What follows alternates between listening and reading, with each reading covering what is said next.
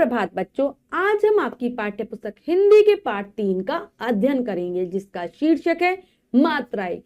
तो चलिए पाठ को पढ़ते हैं और जानते हैं हिंदी भाषा की मात्राओं के बारे में कि मात्राएं क्या होती हैं, किस प्रकार से हम मात्राओं का प्रयोग करते हैं भाषा के अंतर्गत।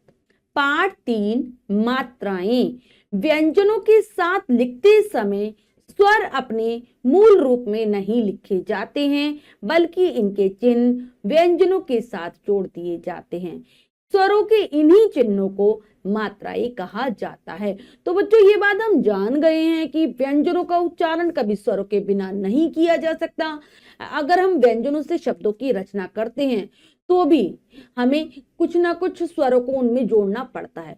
तो स्वर अपने मूल रूप में, अर्थात जैसे कि आ, ई, ऊ, ये सब अपने मूल स्वर में, जैसे कि ये देखने में आपको पढ़ोगे आप जैसे दिखते हैं वैसे व्यंजनों के साथ ये कभी नहीं जोड़े जाते। तो हम कुछ चिन्हों का प्रयोग करते हैं इन स्वरों के स्थान पर। इन चिन्हों को ही मात्राएं कहा जाता है। तो व्यंजनों के साथ लगने वाले स्वरों के चिन्ह मात्रा कहलाते हैं।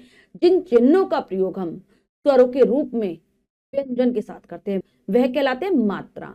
तो स्वरों की मात्राएं इस प्रकार हैं। तो यहाँ पर बच्चों एक तालिका के माध्यम से स्वर और उनकी मात्राएं, फिर उनको किस प्रकार से व्यंजनों के साथ जोड़ा जाए और शब्द बनाकर दिखाया गया है।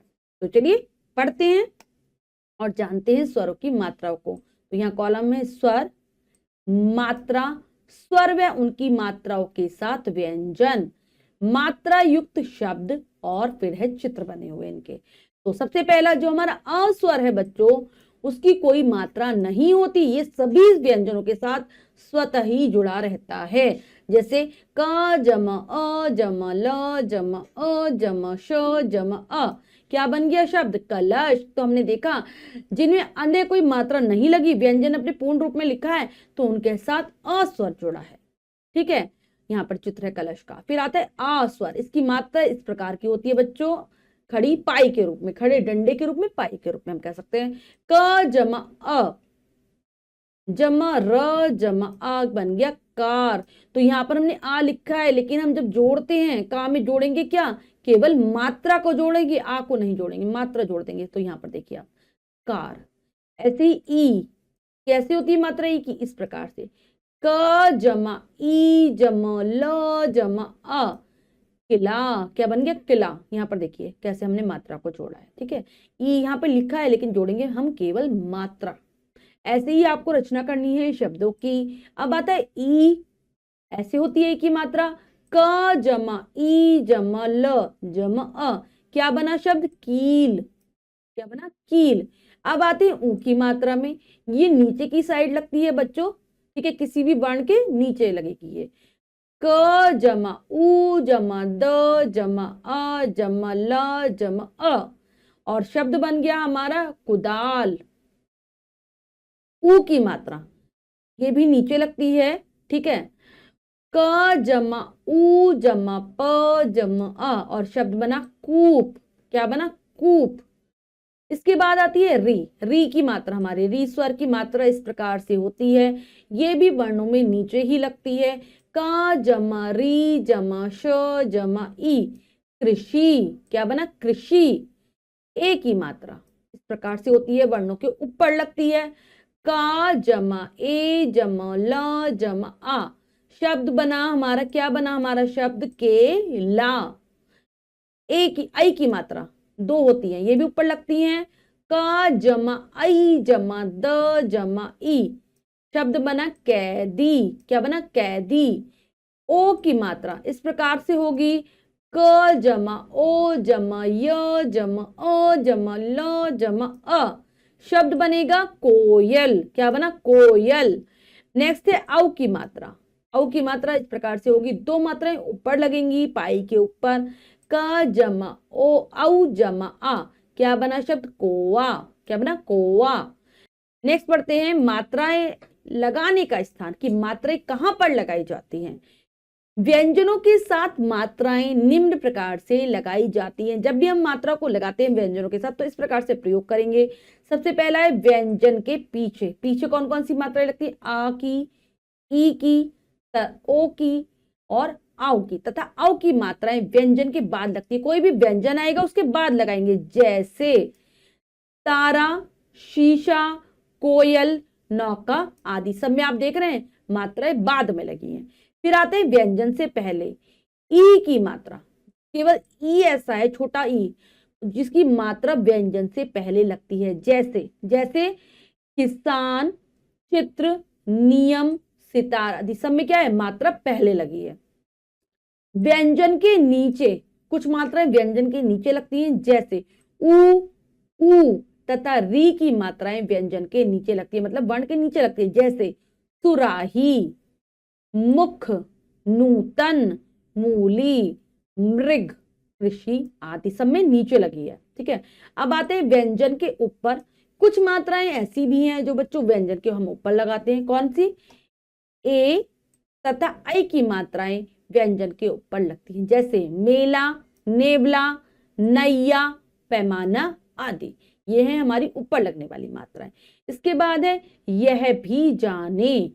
ऊ तथा ऊ की मात्राएं र के साथ नीचे नहीं बल्कि बीच में लगती हैं, जैसे रुपया, रुचि, अमरूद और रूप आदि। तो बच्चों ये केवल रे व्यंजन ऐसा है जिसकी मात्राएं नीचे, ऊपर और कहीं ना लगकर उसके साथ साथ लगती है।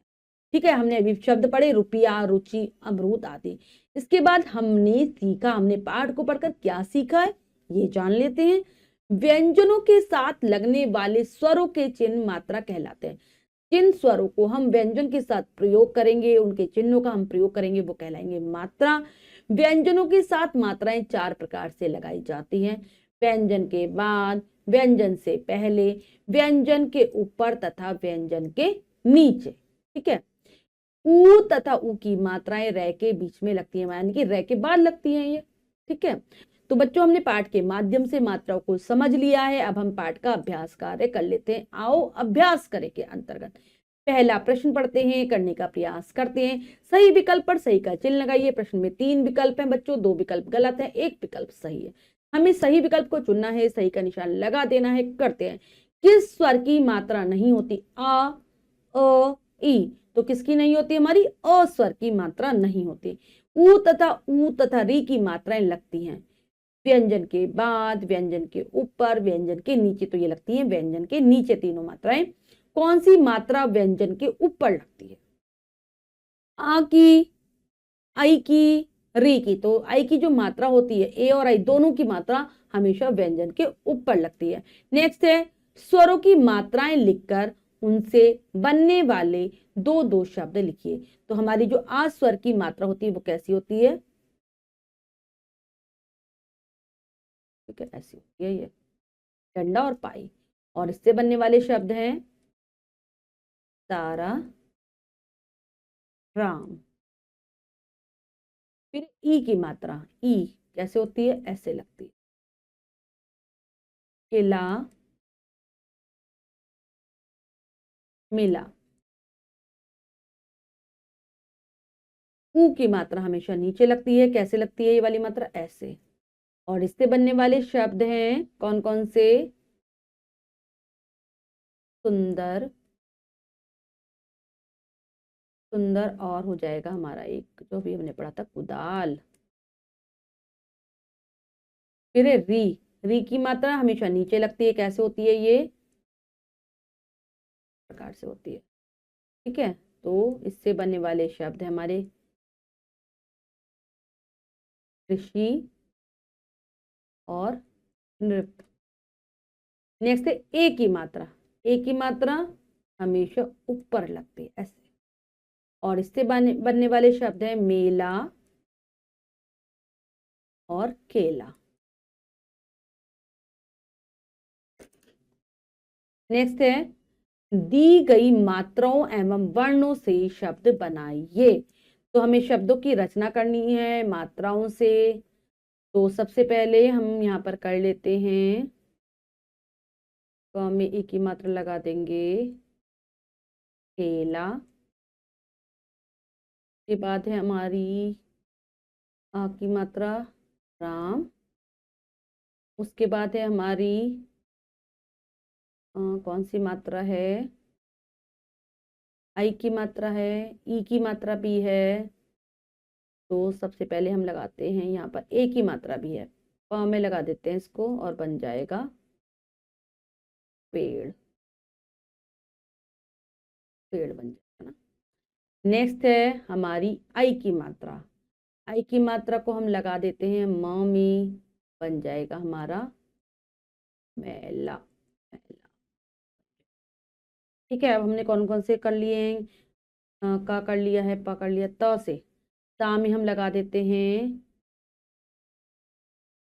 ता में हम छोटी ई की मात्रा लगा देते हैं, तो ये बन जाएगा हमारा तिल, तिल। ठीक है, अब फ में हम लगा देते हैं,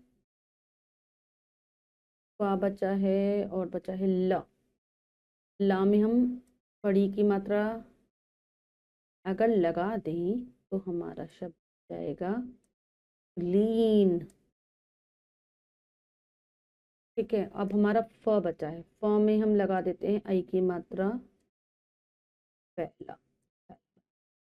ठीक है, और क्या बच गया बच्चों, ड़ा, ड़ा में हमने हमने यहाँ पर यूज कर लिया है ड़ा का, बाकी और कुछ नहीं है। ठीक है, हो गया है हमारा पूरा। तो बच्चों ये कार्य हमने बहुत अच्छे से समझकर पूर्ण कर लिया है। इसके बाद जो भी कार्य दिया गया है वो आपको स्वयं करना है सुंदर अक्षरों में अपनी अभ्यास पुस्तिका में। बच्चों आज हमने पाठ के माध्यम से मात्राओं के बारे में जाना। आशा करती हूँ यह पाठ आपको बहुत अच्छे से समझ आ गया होगा। पाठ को फिर से जरूर पढ़ेंगे। मिलते हैं अगली कक्षा में नए पाठ के साथ। तब तक के लिए स्वस्थ रहिए, प्रसन्न रहिए। धन्यवाद।